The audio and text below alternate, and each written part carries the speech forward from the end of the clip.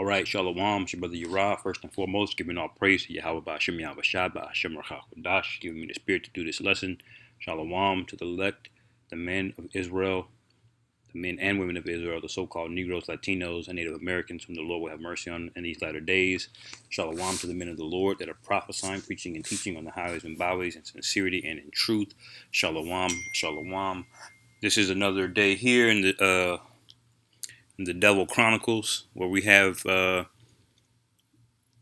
this RT news clip basically about the CFPB, and she's going to go into it, but to set the tone here, we're going to get Proverbs 29:2. It says, when the righteous are in authority, the people rejoice, but when the wicked bear rule, the people mourn.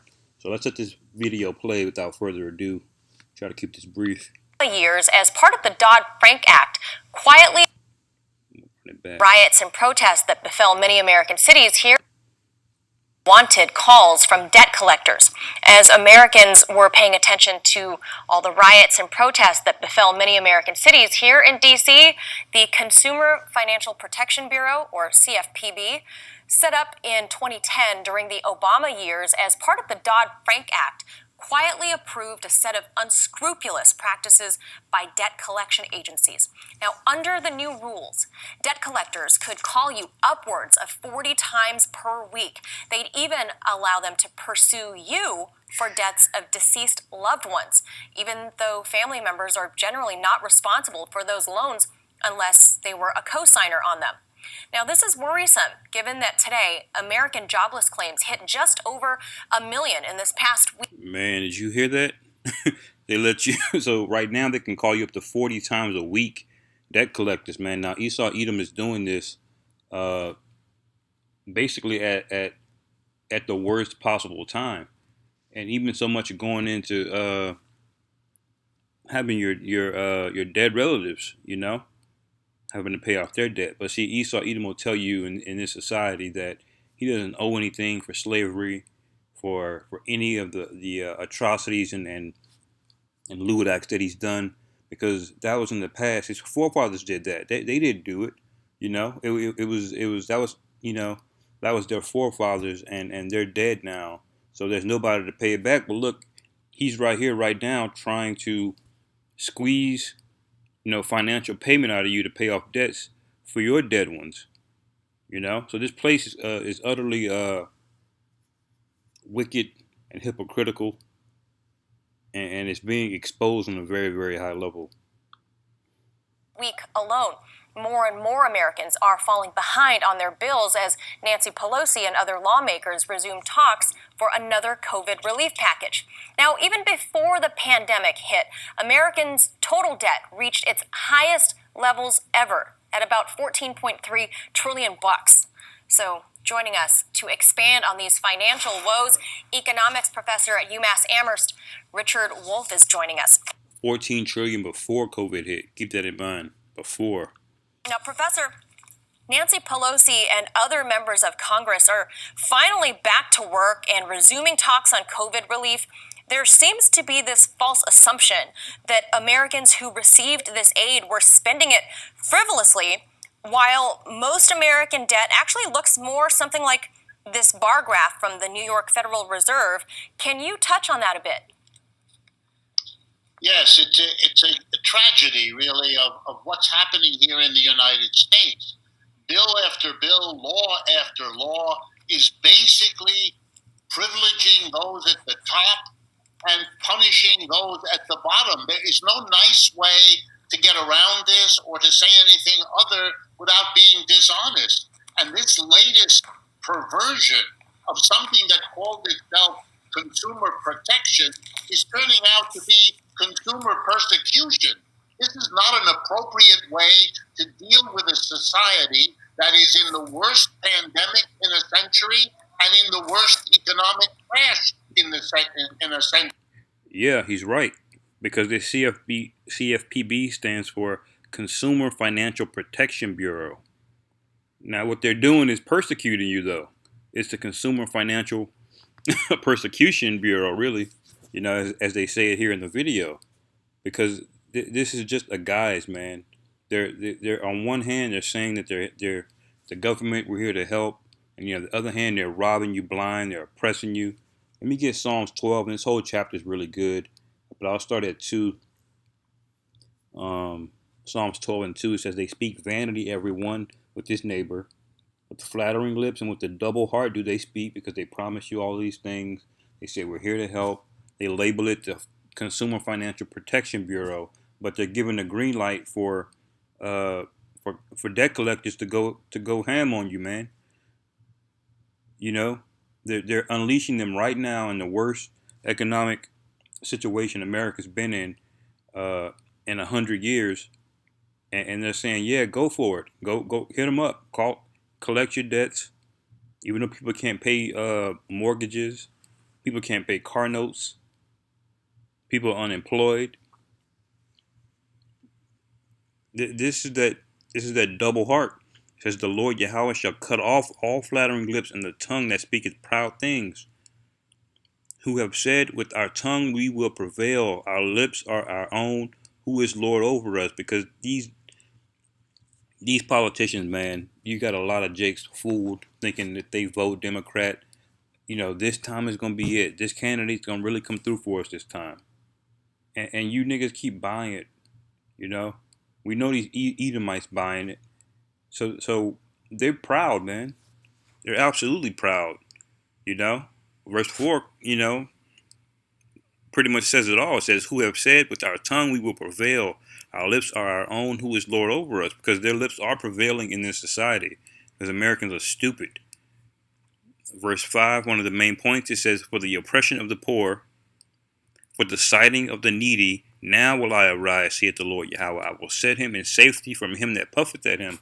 And this is Esau Edom puffing at us, because he knows this is going to predominantly hurt Jake, you so-called Negroes, Latinos, and Native Americans who have it the worst by far. And he's still unleashing holy hell on you.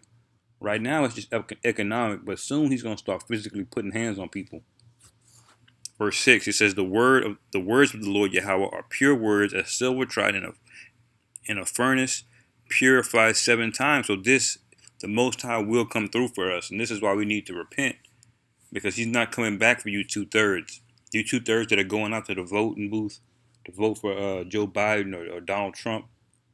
You niggas are through, man. If you can't see the truth right now, even if you didn't know the truth, it takes a stupid person to go out there and believe election after election, year after year, these politicians are lying to you that they're going to come through. This is a giant Ponzi scheme, man. How can you believe this, let alone not believe in the truth? So this only applies to the elect, But the Lord is going to rise up on our behalf. Verse 7, it says, thou shalt keep them, O Lord Yahweh, thou shalt preserve them from this generation forever. The wicked walk on every side, when the vilest men are exalted. Because the rich are getting richer and the poor are getting poorer. Let's let this finish. What in the world are the political leaders in both parties thinking to have this kind of discussion, let alone to see such a regulation passed? It boggles the mind when you're trying to get your head around solving the real problems of an economy that doesn't provide jobs, that doesn't provide adequate incomes. You're now going to hound the consumers for the debts they have. It really is extraordinary. I'm with you there. Rebranding the P to Persecution Bureau. This makes a lot of sense. So down from Capitol Hill, if people aren't familiar with Washington, D.C., just down the road from Capitol Hill is the CFPB building, not too far from where I sit right now. They quietly approved those set of regulations that are seemingly in favor of debt collectors, their unscrupulous tactics such as threats, intimidation, harassment, even beyond the grave. Now, despite calls and complaints to the CFPB skyrocketing since the start of this pandemic, Professor, what has happened to this Obama? These people, let me read Proverbs again, they're complaining. It says, when the righteous are in authority, the people rejoice, but when the wicked beareth rule, the people mourn. This is the people mourning. How can you not see the scriptures aren't 100% on point, man? Look at this. This is year over year complaints. March it's up, April it's up even further, May it's up even further, June it's up even further. That's hey, this this place is through. Era agency. Why does it seem like they have switched teams? Well, it used to be called regulatory capture. And the phrase means that you set up a commission or a regulatory agency to overlook a particular industry. We have commissions that overlook utilities or insurance companies or all kinds of things. And what happens is the companies don't like it. They don't want to be restricted. They want to make profits without constraints. So they capture the regulators. They do it illegally with bribes, or they do it legally by getting their political friends to put the right people on the commission, and then they. This is America that white people have created, and that Jake has bought into. Largely, you 2/3. The 1/3 is going to come out of it. If they're not already woken up and sealed right now. But the majority of people, especially you heathens, you Moabites, you Ammonites, you Hamites, all you other nations that are over here, y'all bought into it, man. Even if they don't live here, they bought into the American dream. But it's all corruption. They reverse it. And instead of being protection, it becomes a profit-driven kind of fakery, and that's what you're seeing. Yeah, it certainly sounds like it's predatory. Now, the woman that President Trump has appointed to head the agency, her name is Kathy Kraninger.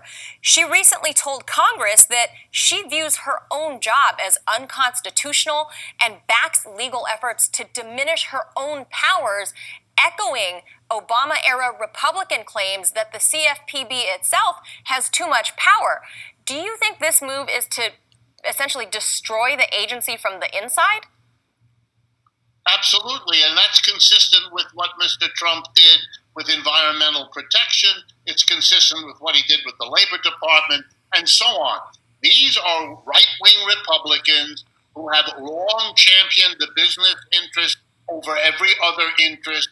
They get the big bucks from the business donors. It's a very cozy relationship, and she is just doing what others have done. She's presiding over the self-extinction of an agency, and therefore depriving all of those in other words, more for that corruption. Protection because they were abused by collection agencies. She's undoing all of that effort in the hopes of unleashing again the very predatory behavior that led to this bureau being established in the first place. But lastly, Professor, on the flip side to this, these debt collection agencies say they need reprieve from lawyers filing what they call frivolous lawsuits, and that they have a right to pursue those debts the consumers chose to take out. Now, I get it. People should pay their bills. We all know that. So is there any way for these debt collectors to go about their business in a less horrible fashion, especially given the pandemic? Not in a profit-driven system. They're businesses, the collection agencies, just like everybody else. They need to make a profit because that's how this system works. You're confronting the absurdity. See, Esau has incentivized wickedness. He's allowed you to make a profit on wickedness, on oppression. That's encouraged in this society, in this kingdom. That's why it has to go, man. Be clear with you. Nobody's paying their bills. That has nothing to do with consumers. Stores are not paying their bill to their landlords. Landlords are not paying their debts to banks. True. Nothing is working in our system. And to go after the consumer by unleashing collection agencies is a disproportionate, inappropriate act that picks out and discriminates against the working class who consumes most of the goods, when you're letting others work things out, have moratoria, have arrangements with third. Yep, he said it, It's utterly corruption. This is the last precept, and I'll close. It says, woe unto them. This is Micah 2:1, Salakia. Woe to them that devise iniquity, and evil upon their beds in the morning. warning is light. They practice it because it is in the power of their hands. It says, and they cover the fields and take them by violence and houses and take them away. So they oppress a man and his house, and even a man and his heritage, because they're going after the dead. You know, if your pops or your parents or whoever, your wife or your husband owed, $10,000-$20,000, they're coming after you for that money during the pandemic when people can't even pay mortgages, man. So this place is through. This is another sign of it. Hopefully you brothers were edified. It's a little bit much talking through the financial jargon, but hopefully y'all brothers were edified. Shalom to the elect. Call Allah Yahweh Ba'Shem Yahweh Shai, Bahashem Rachach Wadash, and Wa Abba Babal.